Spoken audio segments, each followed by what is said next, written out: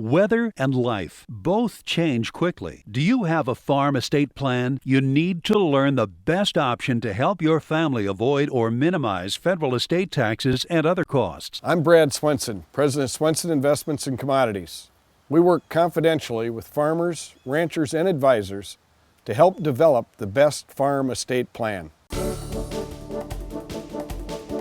During our Farm Basics time today, we wanted to talk about why farmers use grain carts. And with our Farm Basics every week, we try to take a topic that we deal with very commonly in agriculture and basically simplify it so if you're a non-farmer, you kind of understand. And with this grain cart thing, you know, it's one of the things even I didn't really understand 20 years ago. I just thought, why would a farmer have a grain cart? What do you need that for? You got the combine, you have the truck at the end of the field. What's the purpose of the grain cart? All it's doing is bringing grain from the combine over to the truck. Well, couldn't the combine just drive over there? Well, you know, Brian, it's kind of like a serving plate at home. When we take a steak off the grill, why does it go into a serving plate and then get brought into the house and onto somebody else's plate? I just like to eat it right off the grill. Just throw it right on my plate, I'm ready to go. You know, and it's kind of that same thing. It's a piece of equipment it's the exact opposite thing there. It's that piece of the equipment that you don't have to have a grain cart. Like you say, you could go right from your combine. It has an auger. You can. That could go right into the truck. But by having a grain cart, it speeds the whole process up. Let's take this field, for example. You're looking at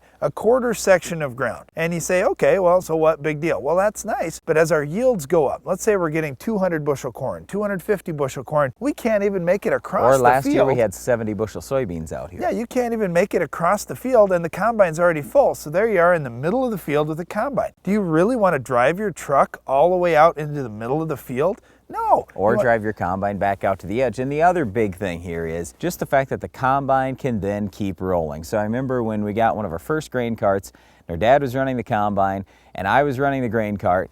And I just remember Dad complaining later on in the day that, well, he used to be able to stop and dump out and everything. Maybe now, grab a sandwich here and there. Yep, yeah. Now he's just going continuously. So it allows the farmer to run the combine continuously, and even as he's harvesting, he can be dumping grain onto the grain cart, then the grain cart runs the grain over to the truck. So what I always said is it basically adds a half a combine. In other words, it's like 1.5 combines running in the field if you had to dump at the end. Well, and this is the big deal. You look at what a combine costs, you look at what a truck costs, and you look at what a grain cart costs, and you say, well, man, I could buy another combine and that would speed up harvest. And yeah, it would if you had 2 combines out there and you had enough trucks to keep the grain away. But that new combine, we just spent about $400,000 on a brand new combine and the heads and everything, whereas we can get a grain cart for, let's call it, $50,000. So we've already got the tractor on the farm to pull the grain cart, so I'd much rather spend $50,000 than another $400,000 to get another Well, and it combine. depends on what size you want to. And you're talking about pretty large equipment. I mean, if you're a smaller farmer and you say, wow,